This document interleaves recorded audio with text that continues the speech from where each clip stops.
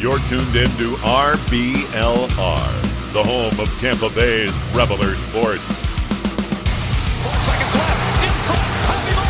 The Tampa Bay Lightning have won the first Stanley Cup. And the Tampa Bay Lightning have won the Stanley Cup. Lightning strikes twice. The Tampa Bay Lightning win their second straight Stanley Cup.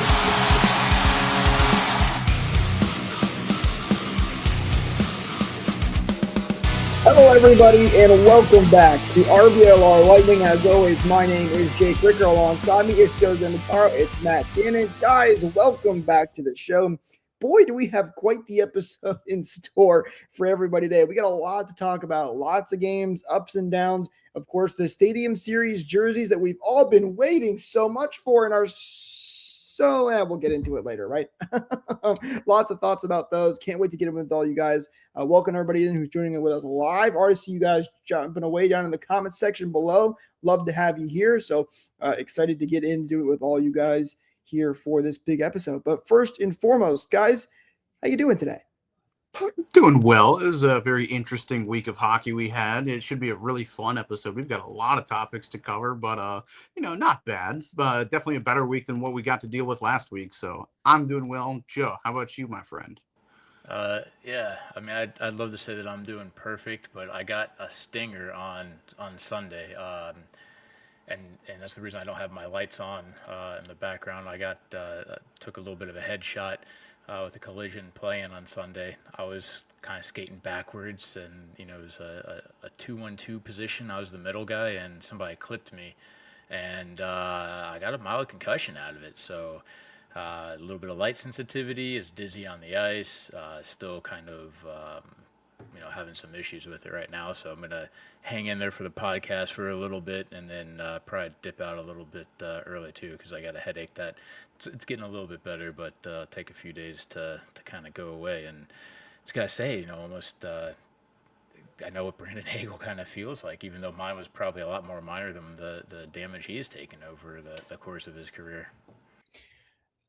Yeah, you're right about that. And he got even more of it in that Panthers game, which we're going to get into for sure here in just a moment. Well, Joe, hopefully you'll feel better very soon. You can join, you fit right in with the Lightning, right? They're all dealing with all those injuries, just like Hagel, like you said. I know Ethan's going to be a little disappointed because he wants more hats. Yeah, I said to him in the comments, like maybe a new helmet instead of more hats. There you go. Absolutely. Well, with that said, let's jump right into it. And I know we're going to want to talk about, I want to talk about the Stadium Series. We'll get to that a little bit later. We're going to jump right into the games first, talk about some of that because, Lightning just played Florida Panthers. We're fresh off that game. And I want to get into all that and how the Lightning have done this week because, it's been a weird last couple of weeks, guys. The Lightning overall, they had that stretch where they played so good. They were winning games, felt like they were back on top of the world. They're still very high up in the standings, by the way. Then they had a stretch where it felt like they were playing really good, but they weren't winning games. And now we've kind of seen a mix of going up and down. So, it's been a weird stretch for these guys.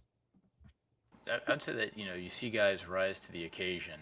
But at the end of the day, you also have realistic expectations for what you can do when you're essentially fielding a AHL defensive squad out there.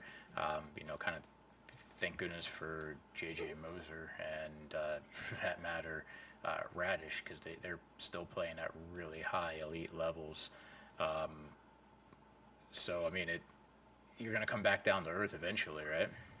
And after a little while, the magic of the rookies is kind of wore off a little bit too. Like they were kind of, punching above their weight for a good while. And you never expected that to last. But at least, the team hasn't fully fallen off a cliff or anything. Again, we've got 2 wins and, an overtime loss or a shootout loss to talk about this week. But it's just been very up and down. Inconsistency is a huge thing with this team right now. It's starting to, get shades of last year and the year before where, 1 week they're great, the next week it's sell the team. So I hope we don't fall into the consistent cycle of inconsistency because that's you never know exactly where you're at.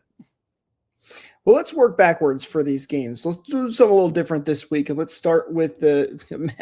You don't like that idea.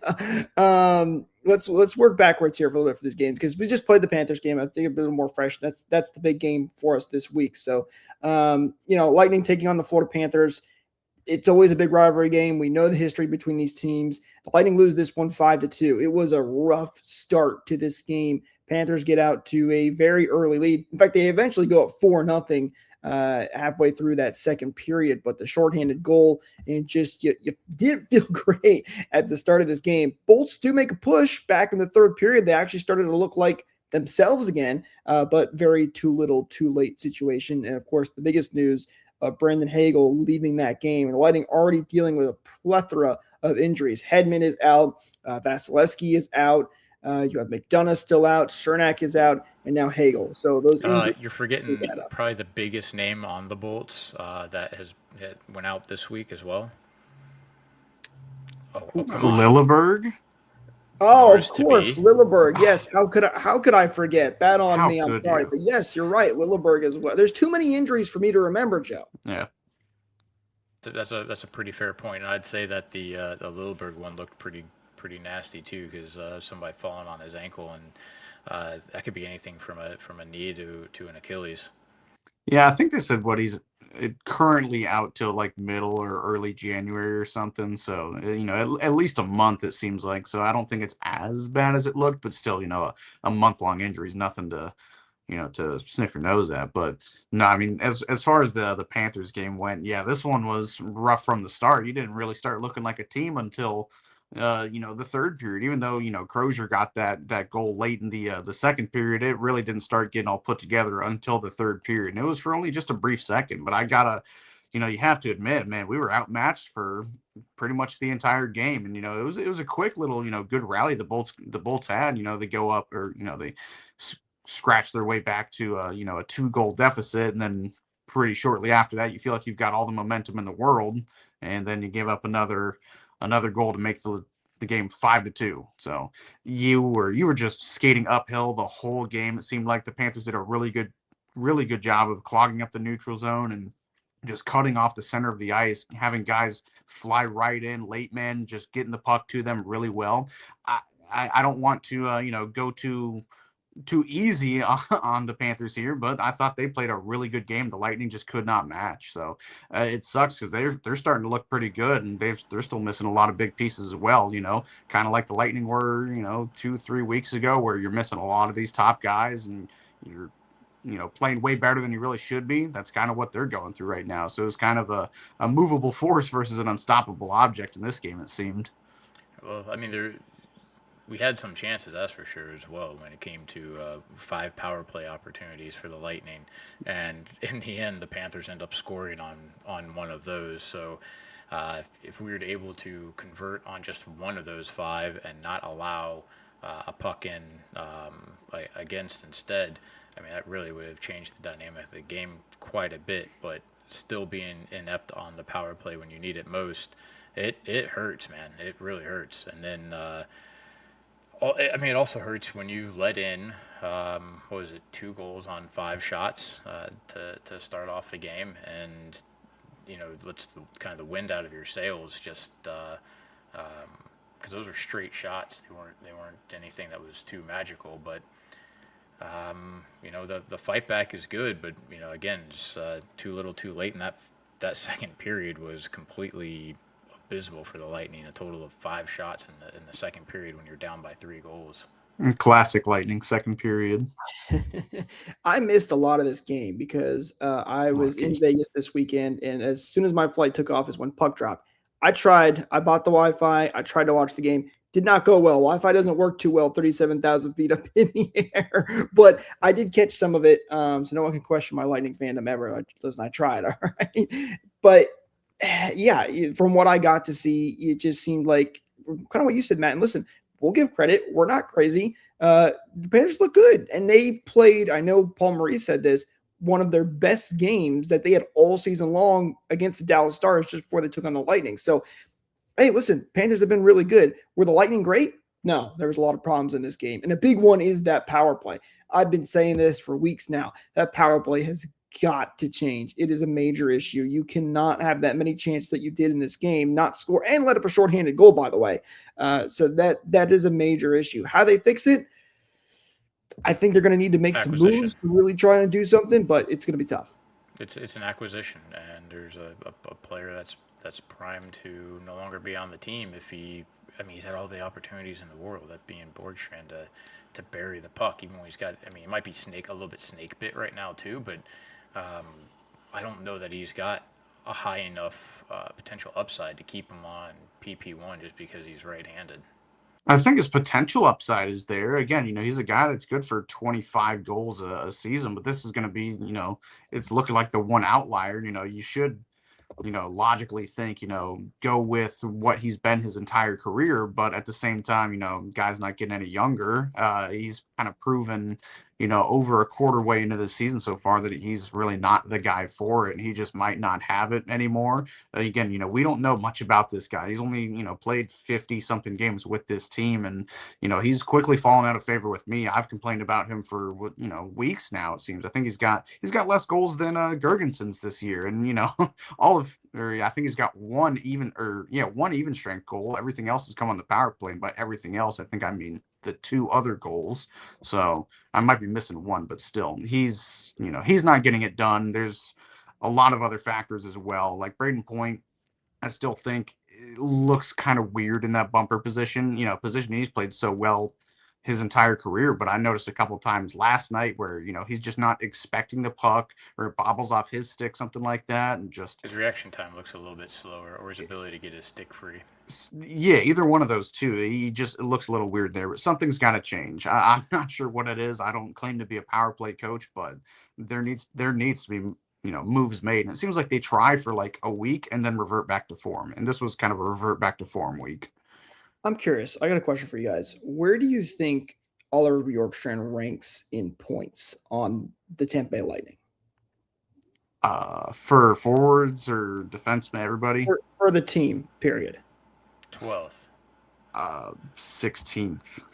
So it's actually a lot better than that, believe it or not. Oh. He is 7th on the team in points with 4 goals, 10 assists, 14 points. He's a -5, one of the few that is a minus. And it's funny because the stats, like even this week in the set of 5 games that the Lightning played, Bjorkstrand had 2 goals, 3 assists for 5 points and was a +1. So I know there've been a lot of people frustrated with him, and understandably so, like especially thinking that he was going to be on that power play side, but he's actually been a little better, at least stats wise. I know stats don't tell you the whole story all the time. They have the eye test too, but it hasn't been awful is what I'm trying to point out here a little bit. So maybe he's starting to get a little bit better and things can continue to go in the right direction. Maybe I'm just being an optimist too. I don't know, but I did want to throw that out there about Oliver Bjorkstrand, which is 7.5 shooting percentage right now. That's, considering that they're mostly or not mostly, but a lot of grade A Kucherov passes and opportunities. That's not good. No, that is absolutely not good. You're right. But it's also primed to come up as well. I mean, how, it's kind of like a high shooting percentage. It's kind of going to go down, a low shooting percentage for a goal scorer like he is. You'd expect it to come up a little bit as well. So hopefully that can be the case. But at the same time, I think a lot of his goals and point production does come off the backs of his teammates doing a lot more of the heavy lifting. And this sounds like the Bjorkstrand roast sesh for me right now, but he doesn't look like the guy we got, after the deadline last year. Like even still, he was a little snake bitten when we got him, but at least you saw some effort there. The play didn't really just die on his stick. So again, I think a lot of the production is coming from his teammates that are setting him up well, and he's just not finishing. Yeah, that's the kind of way it feels right now. Quick comment too here from at least they're trying to shoot it more, but they're not getting it in the net. They've definitely been shooting the puck. They've been out shooting their opponents in these last couple of games. There's no question about that. And I don't disagree with that statement. Do want to mention too, there's no official update on Brandon Hagel and his situation with his injury. The Lightning are not practicing today, so we'll find out more about that tomorrow. But definitely not ideal considering the history, guys, that Brandon Hagel has dealt with. I don't want to get Cooper did not want to get into the hit specifically, and he was not answering questions like that. But he doesn't want to spend $25,000. Yeah, no, he doesn't. There's no disciplinary action coming, by the way, for the hit from Seth Jones. That one, there's some screenshots that you can check out on X, and it's so amazingly blatant. A lot of people will call a clean check elbowing, because when you hit the person, you end up raising your arm up in force, almost like if you punch somebody, you're going to follow through. It's a follow through, but this was very different with what Jones did. I mean, you can see when he's several feet away, his elbow is already up at head level, and he's targeting him. Whether he's going to try to hit him in the head or hitting him in the chest, either way, he's leading with his elbow, which is not a hockey play. And how he doesn't even get a look, how it didn't get a call on the ice is beyond me, and it just plays more into what happened in preseason. I feel like the first game against the Panthers in November was relatively tame, probably because there was so many high-ranking people within the NHL actually in attendance to that game, and everyone was given a very stern talking to, like the coaches were before, to make sure it didn't devolve. But, enough time has passed, so I guess it wasn't on the forefront of everyone's mind, and then you get stuff like this again, and it's absolutely despicable that the league treats it like a giant joke, doesn't do anything about it. Everyone gets to see it around the league, and that's good on Cooper for putting a bunch of goons out there in the one game to bring it to everyone's attention, because anyone watching this game can see exactly what happened. Michael in the group chat, he pointed out a good point to us as well about every single game we've played the Panthers this year, only 2 so far, 3 or 4 if you want to count the preseason. He's left with an injury, and it's been a targeted injury as well. It's not anything fluke or anything like that. These Panthers players are still upset about the fluke hit on Barkov last year, and it's like, has he not got his comeuppance for that hit? Are they still really this mad about it? And the answer is yes. And I know there's repeat offenders for singular players, but it's like at a certain point the team is targeting him, and I think the league needs to take some sort of action. And I don't know if this is a suspendable hit, this isolated Seth Jones hit on Brandon Hagel. Like, yeah, it's a bad hit. I do think it maybe warrants a major and an ejection, but I don't know if it's like worth a game of supplementary discipline. It's right on the edge there, but again, you can tell these are all predatory targeted hits on one specific guy who's now has a concussion history, which is a terrible thing you want as a hockey player, especially somebody on your team too. Like, they are targeting his head, not just going for the knee, going for the arm. Like, you're targeting his brain. And at a certain point, yeah, the league needs to step in, take some action, hand out some suspensions and some fines. So it's getting to a frustrating boiling point for me. It's got there, actually. Yeah, and the only thing that adds to it is the insult. If you see any Panthers fans online, I mean, I always say that Toronto is a terrible fan base, mostly because they think that they know hockey, but they don't really follow it too well. I think that the Panthers fan base are the most ignorant and classless fan base there is, that actually thinks that these sort of plays are justified, are part of hockey, and if you can't dish it, then or if you can't take it, don't dish it, sort of thing. Like, it's like Hagel was trying to headhunt, even though that was about 2 inches away from being a completely clean check that Hagel did. If Barkov would have touched that puck, there wouldn't have been anything there. It would have been a completely heavy and clean hit. And now, game in, game out against the Panthers, Hagel's getting targeted, and the fans back it up like it's like this is all good and fun. It's a silly fan base with a bunch of trash fans. Hey, would trash fans get a police escort out of the stadium like this? He must be an important figure. So funny, backstory on that guy. He was sitting behind Cooper, I guess, he got kicked out of the stadium in the second period, and then remained outside to trash talk people as they were leaving for like an hour and a half after he was already kicked out. He remained around until he became enough of a nuisance that he needed to be at least detained. And that basically is the Florida fan base summed up in one picture, right? That's the way that they all act, and I can't wait for the Panthers to become irrelevant again. It's not going to be too much longer, so that they can just go back to their hole and enjoy other sports that are terrible in Miami. Not mincing words is the Florida Panthers fans. By the way, I did see, that's one thing I did see on the broadcast, is they showed that fan. They didn't show him getting kicked out, but they showed Cooper like turning around and like kind of paying attention to what was going on. I thought they were going to mention it. They never did. So I didn't know that's exactly what had transpired. But yeah, not a great look if you're a Florida Panthers fan after one of your fans. Another thing in this game, sorry, Jake. Jake Gensel getting his first career NHL fight. Like, I saw a lot of people commenting on a lot of the Instagram accounts posting it. They're like, you got to be a real unlikable team, unlikable person for Jake Gensel to shed the mitts with you and start punching your face. I was just it was a headshot. Put that comment in there, yeah.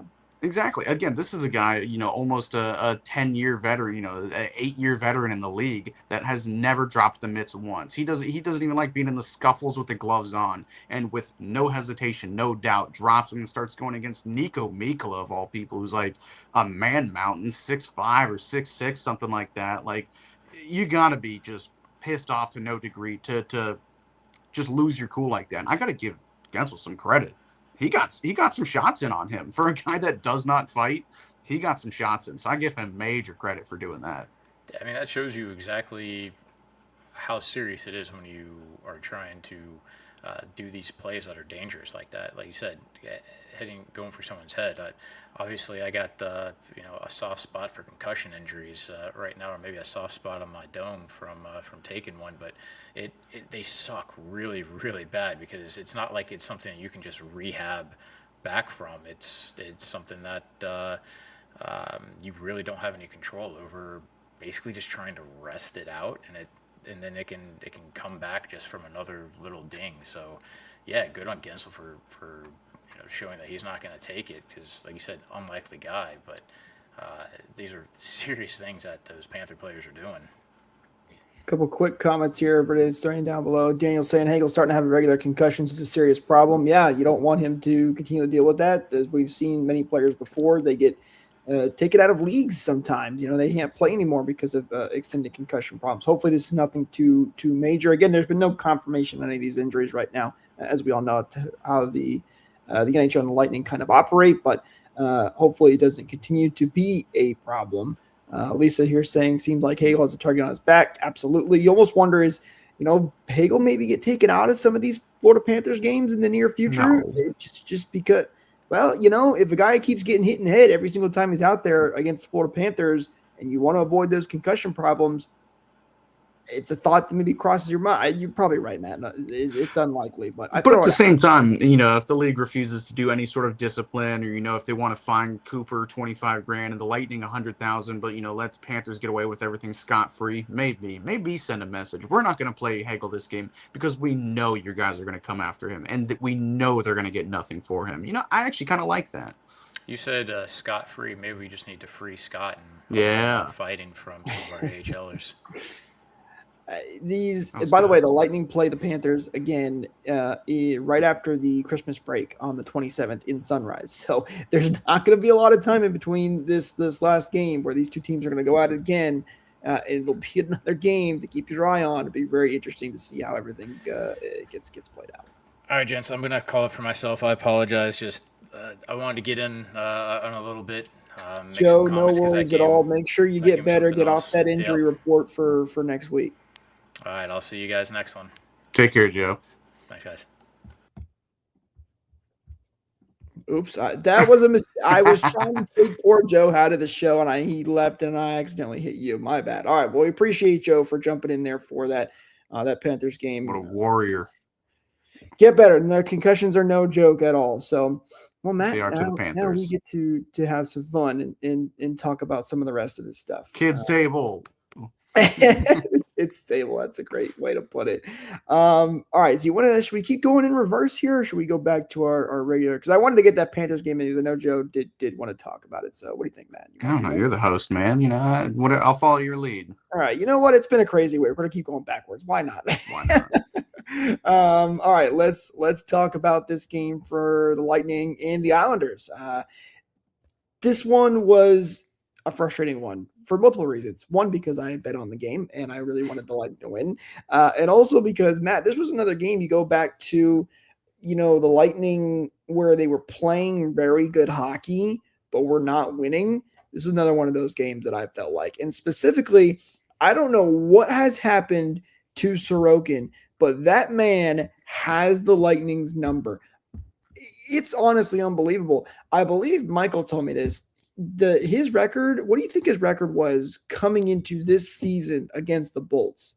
Oh, God. I can't remember if he's been good or bad against us. So, I don't know. Let's pretend he played 10 games against us. I'll go, split down the middle, 5-5 or something. So I can't find the exact text, but I believe he told me it was 3-7. I know it was a losing record. And then all of a sudden this year, he is now 3-0 against the Lightning. And has let in 1-2 goals in those 3 games. Yeah. I mean, it's been unbelievable. But, again, I thought the Lightning played a good game. I mean, you look at some of the stats. They had 34 shots on goal to the Islanders, 17, by the way. Face-offs, 50% in the face-off circle. Power play even got one in this game. They were 1 for 4, but, still at least got one. So much to like in this game, and they end up losing it in the shootout. The shootouts, we know the Lightning have been, it's tough sledding for them sometimes. They got a lot of great shooters, but as good as Johansson has been to help fill in without Vasilevsky, it's eventually going to come back to bite you. Yeah, I mean, it's kind of, a carbon copy of the previous 2 games we played against the Islanders. I'm glad we're done with them. It sucks we only got, 1 point out of a possible 6 against them and, 3 total goals across 3 games. So, yeah, it's a bummer. You can pretty much take exactly what we said last week or 2 weeks ago whenever we had to cover, any of those games and just insert it right here because it's, a little more of the same. You covered a lot of it already. Thought you were the better team and still just they're playing a suffocating brand and just kind of get, some lucky's not the right word, but, they take advantage of, some breakdowns and bad situations. I know the one play, it was the Max Crozier. He kind of fell down, didn't get the read correctly, and I think it was Matt Barzal. I can't remember who the goal scorer was, but just blew right past Crozier, who just had a bad read, and it was just one moment of weakness in the game that they ended up taking advantage of and turned into a goal. So it really does suck. But again, I'm glad we're done with playing these guys now because they have our number this year. They're mad. I mean, what's the Lightning's record, against Columbus since the infamous 2019 sweep? It's pretty good. The Lightning's number, their record against them. I think because you hate that team. You hate them. I don't think there's a team that the Islanders hate much more than the Lightning. You stole back-to-back Stanley Cup Finals appearances from them. You were the better team in both those series, but still, they get up for these games, even with a pretty weak record. Let's say if it was 3-7, they get up for these games, and it's readily apparent this year especially. I can't lie. It's a team I would not want to see the playoffs right now if I'm the Tampa Bay Lightning because they've just had our number. And sometimes that's the way things go. Credit to the Islanders. But it's been tough sledding for the Bolts. But at least they were playing well in that game. So you do take a little bit of confidence out of that. One game the Lightning did play well and did get the results was the game against the New Jersey Devils, Matt. They take that one by a final score of 8-4. Not only was this an 8-goal game, but there were 7 different goal scorers in this game. And this has been a thing for the Lightning for a few years now where they have been really good at spreading the love around. The Lightning don't often have a guy competing for – usually Kucherov will be up there sometimes, but even him, he's kind of like middle of the pack. But when it comes to the points race, the goals race, whatever, the Lightning don't have a lot of players up there because so many of their guys and their points are just so spread out. It's a credit to how good the Lightning's depth is. But 7 different guys get goals in this game. Lightning win it 8-4. And even though the Devils did claw their way back a little bit in this game, another one felt like the Lightning really just had control from the jump. I'm going to kind of disagree. Despite, getting, 8 goals, I don't think it was a perfect game by any means. I think New Jersey had their chances and took advantage of it. I mean, 4 goals it's not nothing. It's half of what you ended up scoring, but still 4 goals against is not something you should be, terribly proud of. There were a lot of chances, and I think there was another shorthanded goal against in this game as well. Or was it? Yeah, I can't remember. But still, I don't think they played great. Again, you played very well, but it wasn't a perfect game by any stretch. You let New Jersey, stay in this game. It was out of reach for 95% of it, but you let them feel good and let them feel confident about themselves, despite, your chokehold offensively. I think the defense did part the seas and just let the floodgates open a couple of different times. New Jersey was good about moving up the ice, but at the end of the day, you're glad you had the goal support for, Johansson and the defense. Those guys kind of took the night off. And there were some good plays by New Jersey as well. But still, I'm focusing too much on the negatives. Like you're saying, Jake, 8 goals by 7 different people. That's really good. I just wish, you said they're good at spreading the love around. I wish they could have spread some of the goals around this game and then the next game we're going to get to throughout some of the other games we had this week. That would have been really nice. Oh, no, it is definitely understand. And let me clarify. I'm not saying by any means that this was a perfect game by the Bolts. There were definitely some issues in this game, but they were at least, in front and you weren't freaking out about any of the game at any point. And you're right, though, Matt. This is coming off the Lightning's best stretch of hockey when it comes to scoring goals because they were dealing with all those shutouts, which we'll talk about one here in a little bit. But then, boy, did they turn on the Jets, so to speak, at scoring goals. 8 in this one. And then when they had taken on the Montreal Canadiens couple nights before, they win that one 6-1. This was a really complete game for the most part for the Bolts. 6-1. And get a number like that put up, you played some good hockey, except for the face-off circle. That's always been a problem with the Bolts all year long. It was bad in this game, by the way. 30% to Montreal's 69.8%. Holy cow, that's a lot of face-off loss. But the Lightning still took advantage. They put pucks in the back of the net, and they win this one big.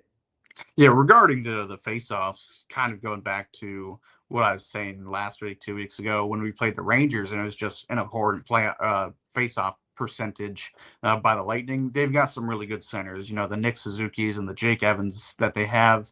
They're just not face-off specialists, but that's, a huge part of their game. That's what they, they're defensive centers for a reason. So they've got some good guys in that department. But, looking aside from that, a hell of a game from JoJo and a hell of a game from everybody else on the team, too. It wasn't like that Devils game where you've got a huge goal spread, but you're still letting, a lot of goals through and covering up some of the weaknesses. I thought this was a much better game. And still, Montreal had their chances. There were a couple fast breaks that they did get, but most of them were shut down pretty well. And you did have a chokehold on this game, going out to a real early lead, chasing a goaltender out. Yeah, I guess you chase goaltenders out in back-to-back games. So not much I can complain about in this game. And I'm glad it was, definitely a bounce-back game that this team needed.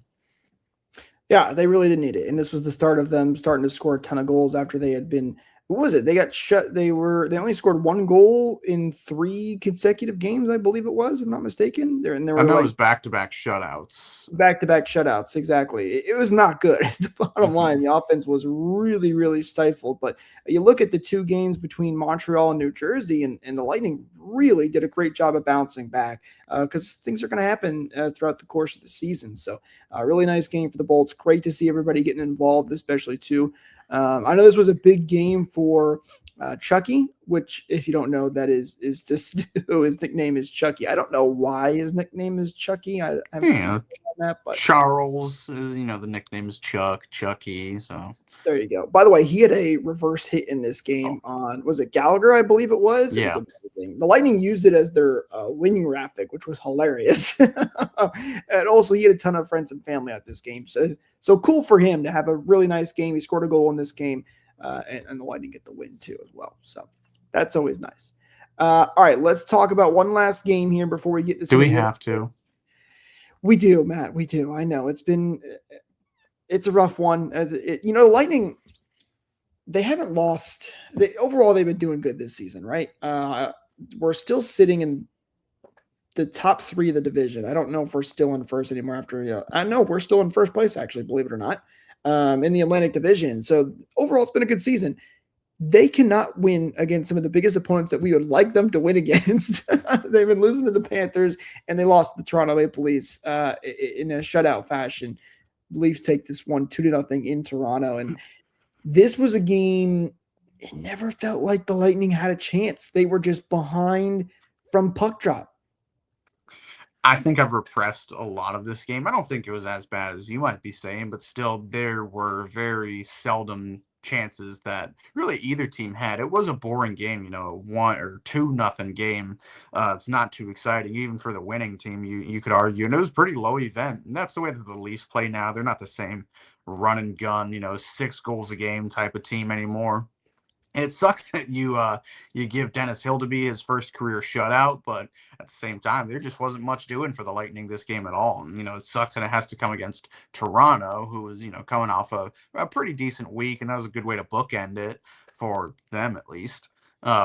They're Lightning still did have 29 shots on goal, by the way, in this game. So it did not feel like it. It felt kind of like the Islanders with 17 shots. Like, I can't remember too many great chances, and there were a couple of chances actually that did get past Hildeby. I think there were a couple posts that were hit. There was a trickler that he managed to find behind him.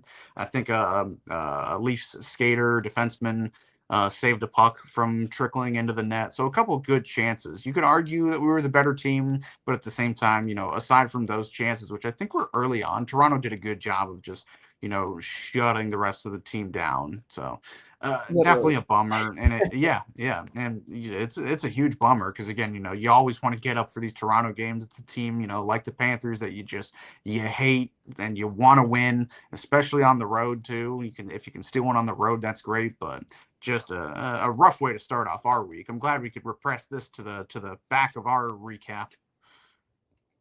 Yeah, well, you look at the two bookends of what we had to talk about this week, right? Lost to Toronto, lost to the Florida. Stuff in between was still pretty good for the most part, but 2 tough losses on those ends. But again, those things are going to happen. It's not going to be, you're not going to go 82-0, as we well know. And you look at it as a whole over the last, month, let's say now, Lightning are sitting in first place in the Atlantic Division. So, there's still a lot of good to take away from this stretch of hockey that the Lightning have been in. I do think that will change because the Lightning have actually been caught up in games played.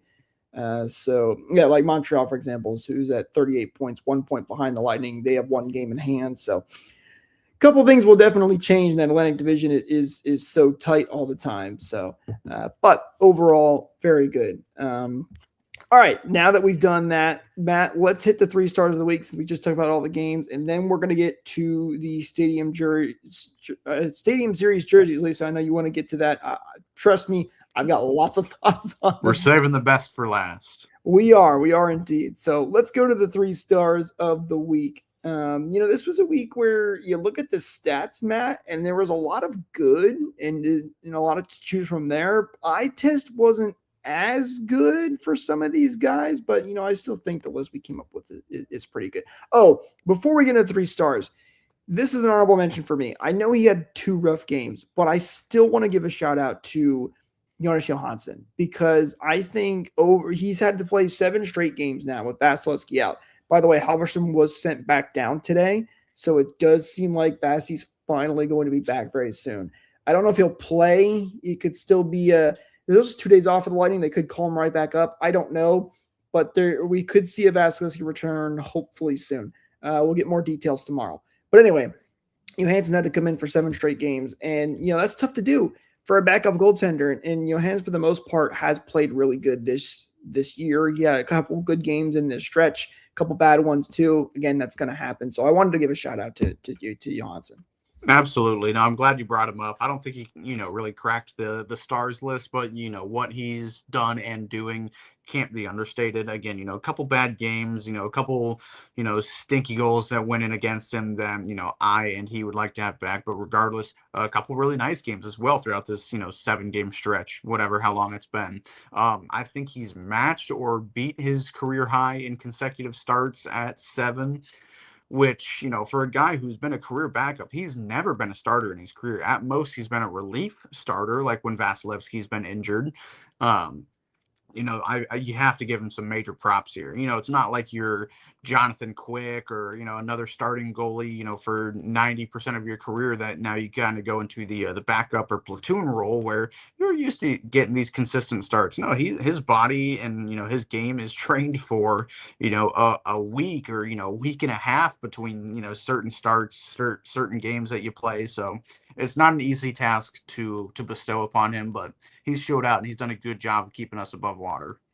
Jojo was in the hot seat all week. Bless his heart. I love that. We do have to give him credit for sure, though. He has kept the Lightning afloat while Vasilevsky has been out, and it's been appreciated. So, but let's get to the 3 stars of the week. Some guys that really did stand out, and I'm excited for this first one, Matt, for our number 3 star, because this is a guy that he's really making a name for himself right now, and he's even making an argument for maybe some trophies. The way his season has gone right now at the end of the year, and that is none other than J.J. Moser, who gets the 3rd star of the week. Great stuff from him. His defensive game has just been unbelievable. Did have 2 goals and 2 assists for 4 points and was a +4. But again, that defense is what was really stood out from J.J. Moser. If you get that offense going, Norris, maybe, but from the defensive perspective, he's been fantastic. If there was a defensive defenseman of the year award, which there should be, the Nick Lidstrom trophy or something like that, JJ would be, my pick for it right now. Like you said, 4 points, 2 goals, 2 assists this week. That's great and all, but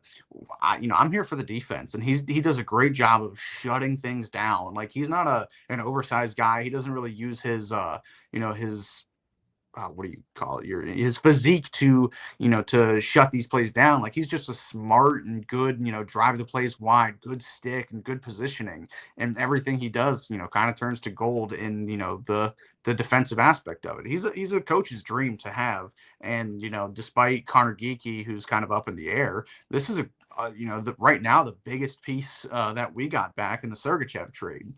And, even if Geekie doesn't turn out, it's not all for naught. So the way JJ is playing, JJ Moser, you already had a plethora of offensive-minded defensemen with Sergachev, Hedman, now Radish, coming into his own. It's great that we're getting another shutdown defenseman. He is really doing a great job with the absence of 2 other great shutdown D-men in Chernak and McDonough right now. So, God, I love JJ Moser, and I'm glad he's really starting to play like JJ Moser.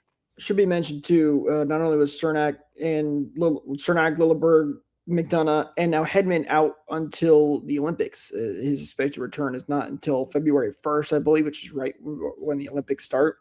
So he's going to be out for a while. So Lightning still dealing with so many injuries on that back end. Great to have J.J. Moser. He gets a 3rd star of the week.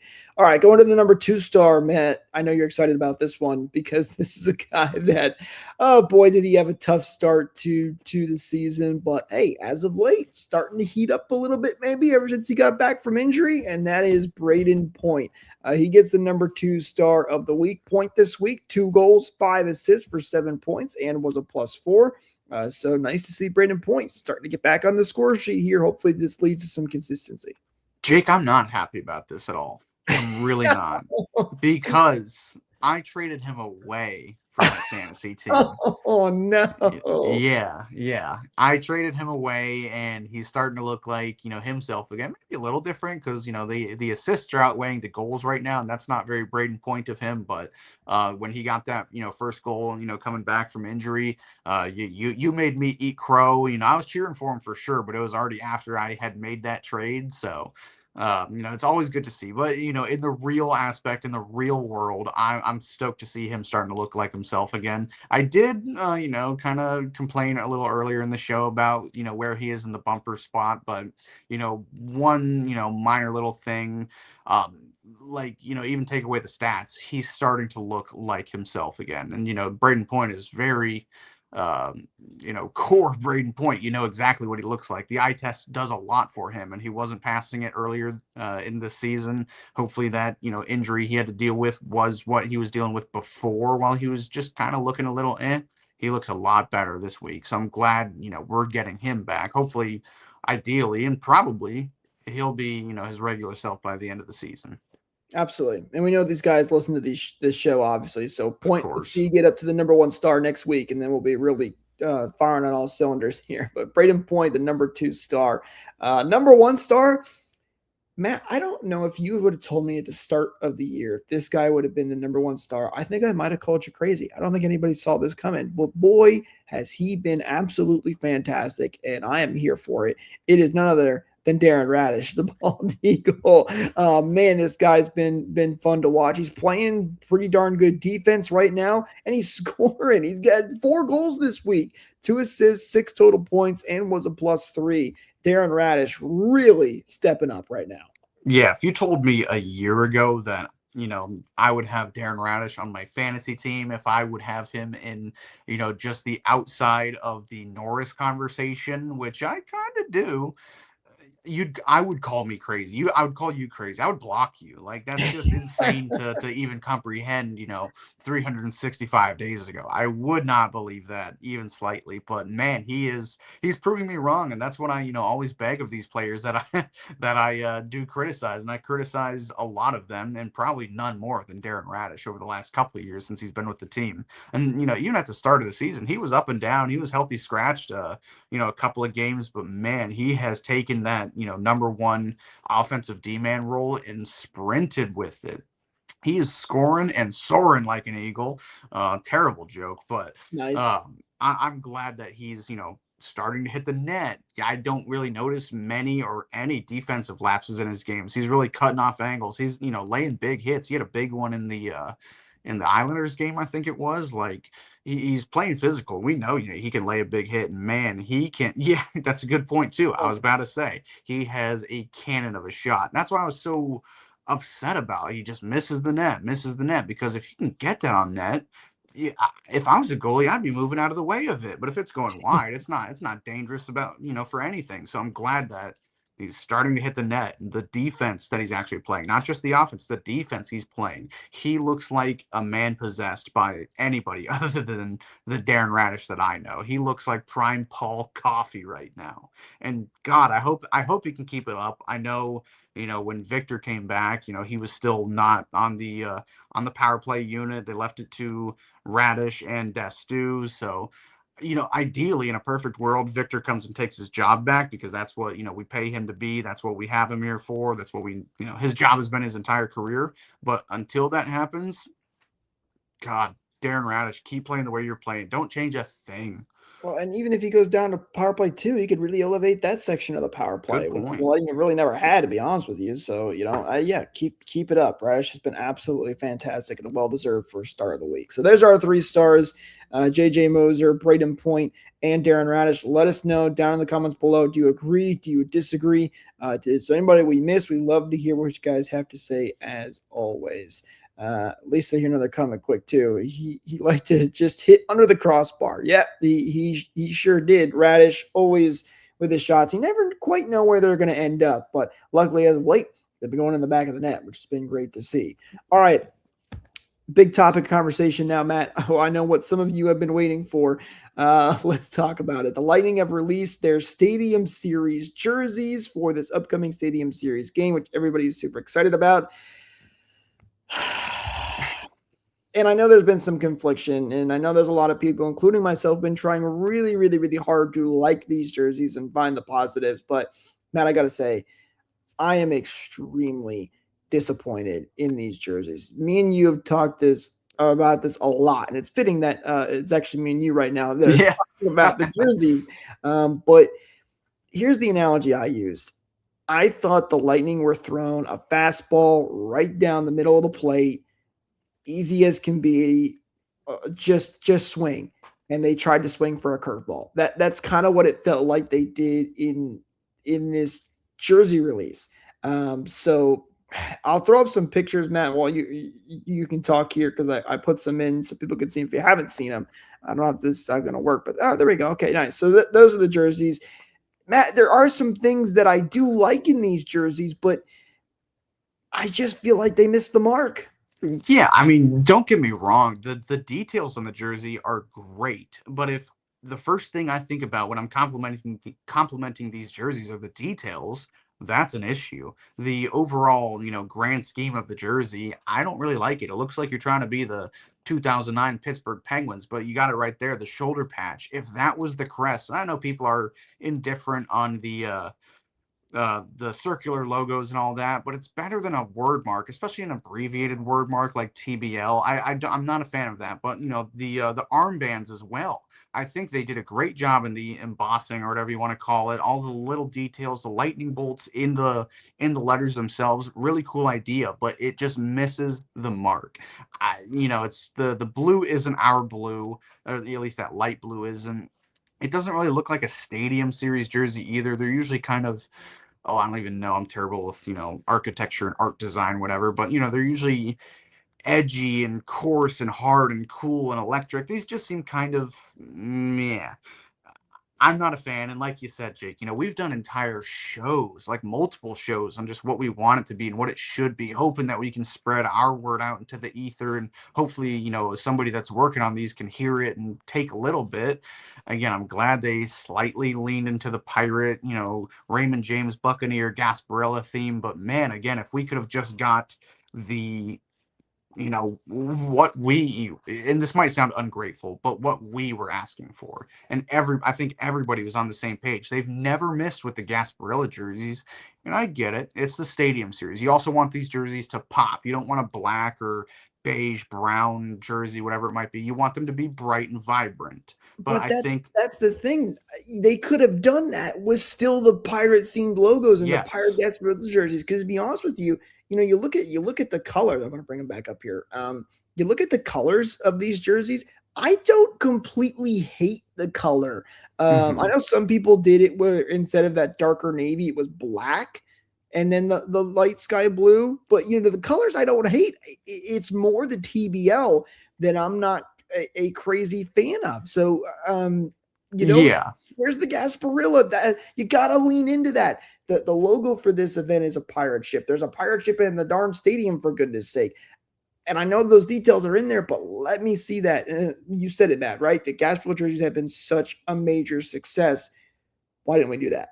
Yeah. Again, like you said it best, a fastball, just a softball down the middle. Like it's the easiest thing in the world, and you whiffed on it. They got too cute with it. Yeah, and these could be amended easily if they just change the logo. I've never been a fan of word mark logos, especially the diagonal ones. Never a fan of it, especially abbreviated ones. And the color scheme you might be able to sell me on, but if they just went with a traditional-ish logo, this would have been better. And I know I might sound like a hypocrite here as well, because the former Stadium Series jerseys that we played in Nashville, didn't those have bolts across the chest? I'm pretty sure.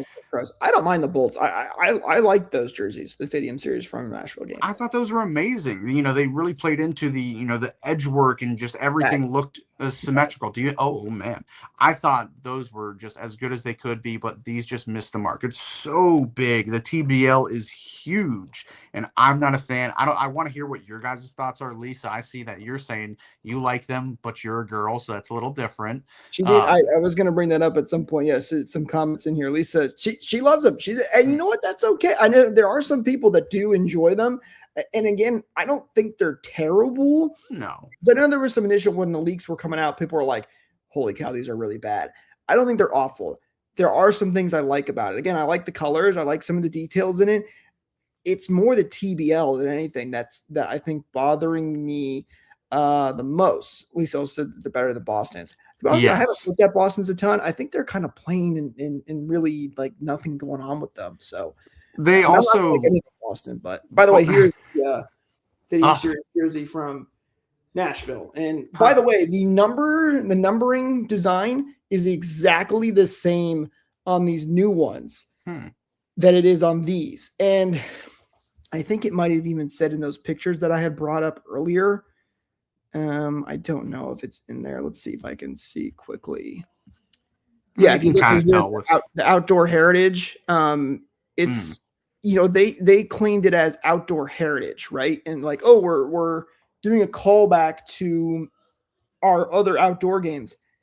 it's lazy. That's how I kind of see it. I think it's lazy. By the way, it's better look at the numbers at the back. No, I think the font itself is actually really cool. I'm kind of glad they did that, but I can't These are get not over TBL. Again, it's huge. It's massive. Like, you could have even, I don't know, if you wanted to do a different kind of word mark, like, I don't know, play into like sabers or something, like a pirate cutlass or sword or something like that. I'm sure there's something that you could have leaned into that pirate aspect a little bit more from. Like, Well, and so I Matt, think, you mentioned the logo, right? In the shoulder patch you really liked. Well, I did put in yes, Eureka, our producer, put this one up specifically. I've seen a couple people make some edits of this, but here it is. miles What better. the jersey what could have maybe looked like if you had the shoulder patch in the middle. And I think these are better. I still think they're great. Kind of what you said, Matt. I'm not crazy about circle logos. They can work sometimes, but this is more of what I was expecting. Yeah, is it not better? It Oh, absolutely is. By tenfold, it is better. Especially the little detail. I love that the lightning bolt through the skull. That's awesome because it's the perfect blend of the Buccaneers and the Lightning. Like that is You could what. have done just that. Like forget the Tampa Bay Lightning around this. So that takes away the circle aspect because I know some people aren't fans of Yeah. that, but just that skull in the middle would have been really cool. Yeah. I mean, and another thing too, I really do like the details on the sleeves there. I don't even really know what exactly they are, but you won't even know they're there. You can't even tell that they're there unless you have the jersey in your hands. So yeah, I did see somebody with one last night. I wish there was some sort of outline or something that, my eyes could see. I guess it's not the main part or focal point of the jersey. It might actually clash with it, but I think that'd be kind of cool. But like you already said, like Lisa said, they're better than Boston's. Again, we got to be grateful for what we have. They are much better than Boston's jerseys. Those just kind of look like, nah. They tried to do the same thing with that, textured, embossed design, but you can't really tell what it is. And it's right at the bottom of the jersey. But to me, it's just a basic, mostly yellow jersey with, a fat, ugly looking bear on it. I mean, it was just a swing and a miss for both teams, but at least, we fouled it. They just struck out looking. Yeah, again, I think a big part of the problem is that just the expectations of the Gasparilla and you don't really, they do some of the design elements with that, but I think that was the biggest missed opportunity here. And that's what people wanted. Listen, I said this in a chat that I'm probably going to convince myself I like them enough to still buy one anyway, because I have, as you may have seen, a lot of Lightning jerseys for the last couple of years. I've bought basically all of them because I'm a sucker and they're going to get my money. I will say this, Matt, I do really like a lot of the Stadium Series merch, which you can just go out and get in general. I'm going to try to see if I can do this and share my screen really quick. You know why? Because there's no stupid, ugly word mark on it. Because they leaned into the shoulder patch logo and everything else. Again, you're going to have to sell me on the color scheme. I don't know if I'm huge on that light blue. Can you see, Matt? I don't know if can we see the... I can't. No, I don't. Oh, wait, here it is. Here we go. There we go. So here's the merch page. Okay, I'll just show you guys. You got the TBL, some of that, but even though like the flag one here, I think is really cool. You got the logo that we were kind of talking about that maybe wish on the jersey. I like a lot of the polos with the patch logos just in the corner there. A lot of cool hats as well. But yeah, I think there's a lot of cool merch that they came up for the Stadium Series. It's just more of the jerseys. Mm-hmm. Yeah, and I think what kind of allures me with the previous Stadium Series jersey that you just brought out is they were simple, but also like not just basic. They were simple, and the full kits, they looked really good with the white gloves, and they matched well with the pants as well. By the way, pardon. Do you see the what I just noticed in these polos right here? I can't hover over it, but the in between, it's like a lightning logo where the buttons are, and that lightning. Do you see that? Kind of cool, kind of cheesy. $80. Cool. It's a little addition. It's both. I do like those polos though. No, I mean it's a little bit of both, but and one thing I was thinking too when we saw the leaks, you're like, okay, I want to see what it looks like with the full uniform, and usually that saves it. Like with the alternates, we have the I don't even know what the names for them. I call them the back the blue jersey because that's kind of what they look like. Um, I was not sold on them, and then I saw them with the full uniform, the matte black helmets, and just really leaning into the blackness of the jersey with the little blue and white accents. They grew on me. I like those jerseys, even if people think they are cursed. I like those jerseys. Seeing the full outfit, seeing the full uniform, I was not a huge fan of. So it didn't make it much better. They've grown on me since they've dropped, but it's still I desired more. I was hoping for, just a different angle. It's the Gasparilla expectation and how well that they've done that in years past, and it just felt like they missed the mark. I think that they didn't want to be cookie cutter. They didn't want to go, oh well, we've always done this Gasparilla, we're just going to do that again. But I think that's what they needed to do. I think they overthought it. Real quick too, I'll show you the one that I was hoping for, something like this. Yes, the image is not great; it's a little blurry there, but like, oh my goodness, yes, and that's the Gasparilla, and you can still do, even if you want to take this jersey and do the colors that they did for these actual ones. Fine, I'll put the Gasparilla logo. That was the big thing.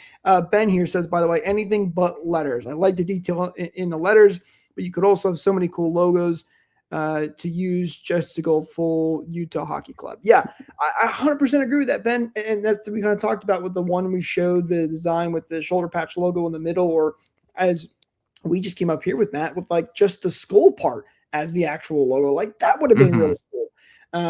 If you could bring up the mock-up jersey you just showed again. Did you make that? I know we did a couple jersey shows a couple of years ago. This that one. I did not make this. I don't know who made it, but shout out to whoever did. Shout out whoever did it. It's a great jersey. But what they could and should is, I don't think it's too late. Give people refunds. Go back to the drawing board on the actual Lightning logo. Just do what you did with the logo on the actual jerseys with the little lightning bolt going straight into the skull. It'd be perfect. Oh yeah, like a crack. Yeah, exactly. It'd be perfect, and leave the swords as well. I love the swords. Yeah, I'm 100% right there with you. By the way, another comment here from Ben. The regular merch and hoodies look nice. I may get a jersey, but I really still want the reverse retro with the flames on it. I have that one myself. Yes, it's fantastic. That's the best. There's no question about that. But let us know in the comments down below. What do you guys think of all the Stadium Series merch and what you might be getting? Because I'm definitely going to be buying something. I think I'm going to get one of those polos. I really like the polos. Those are nice. And that's something you can wear more in Florida more often. So we'll see if I end up making a purchase on one of the jerseys. There's a strong possibility that I do. Because I'm a treat yourself, Jake. Do it. Yeah, maybe we'll see. I do want to wait though, because I don't know if you can get your name and number on them right now. I know the teams are a little weird with that sometimes. I know there's other companies out there like Cool Hockey, though, that will eventually have them, and you can get your own. I like to personalize my stuff. That's just me. But I can't say this, Matt. If you're 100% against the Stadium Series merch and you just don't like it, hey, that's okay. I know where you can go to get some other merch, and that is shop.rblrsports.com. And don't forget, you can use code BOLTS to get 10% off your order as well. Lightning, Rays, Rowdies, Bucks, Sun, all those teams inspired merch. We've got it for you guys. Links, as always, are in the description below. Use code BOLTS to get 10% off your order. Get a cool t-shirt. Support the show. We really appreciate it. Be sure to go check that out. So, well, Matt, I think that's about going to do it for us. We covered a lot in this show today. It was a long one. Oh, you know what? We didn't even, real quick, we did not talk about the upcoming schedule for the Bolts. So let's do that real quick. Yeah. I do want to mention that. So 3 games upcoming for the Lightning here. We have the game against the Kings on the 18th, that one at 7 p.m. Eastern. And then all these next 3 games, by the way, at Benchmark International Arena. They will play the Carolina Hurricanes on the 20th at 7 o'clock Eastern. And then you will have the St. Louis Blues on the 22nd. That game also at 7 p.m. Eastern. And then you will have the 4-day Christmas break, which, by the way, shout out to the NHL for doing that. So many teams and leagues now play on Christmas Day, which is great, when you're at home watching football or basketball or whatever you're into. But I do love that we still have those 4 days off for that for the players and their families. So have that break. Those are the next 3 games coming up for the Colts. Yeah, it should be an easy week for us, coming into this. We had to cover 5 games today and a jersey drop. So, only 3 games. Hopefully they're pretty simple. I'd like to walk away with, 3 wins, but that's easier said than done. Having the Blues come into town, that should be a good confidence boost for us. But you know how this team is. You never know which way they're going to go. Kings, they just lost their starting goaltender, Darcy Kemper. Mikko Rantanen and his villain arc, he's just taking people out left and right. So, ideally, you win that one, but we've seen how the Lightning are playing against these teams that just play boring, stifling hockey. It might end up going the wrong way. Like the Islanders, they just stifle you in every direction. That's kind of the way the Kings play. Hopefully, we don't fall into that same trap. And then the Hurricanes, that's a big one. That's a team you're fighting for first in the conference with right now. So that's actually should be a fun game. Should be a fun game, a good game to watch, and an important game. But all of these points are necessary right now because even Florida, you say we're first in the division right now. They're only 3 points. They're only 3 points away from us. So, and how many other teams are within striking distance, 1 or 2 points away from us? So every point is important right now. 100%. And hopefully we'll have 3 wins to talk about when we come back to you next week. That'll be the hope. We'll see how they play. I expect that they can jump back in here and continue to do well. So that's going to do it for us, guys. Eureka really wants to get in here and say something. But that's going to do it for this episode. Thank you so much, everybody, for tuning in once again. Don't forget to follow us on social media at RBLR Sports, at RBLR Lightning. Like and subscribe on YouTube. Ring that bell for notifications so you don't miss out when we do go live. You can join the conversation. But with that said, we'll see you guys next week. Go Bolts.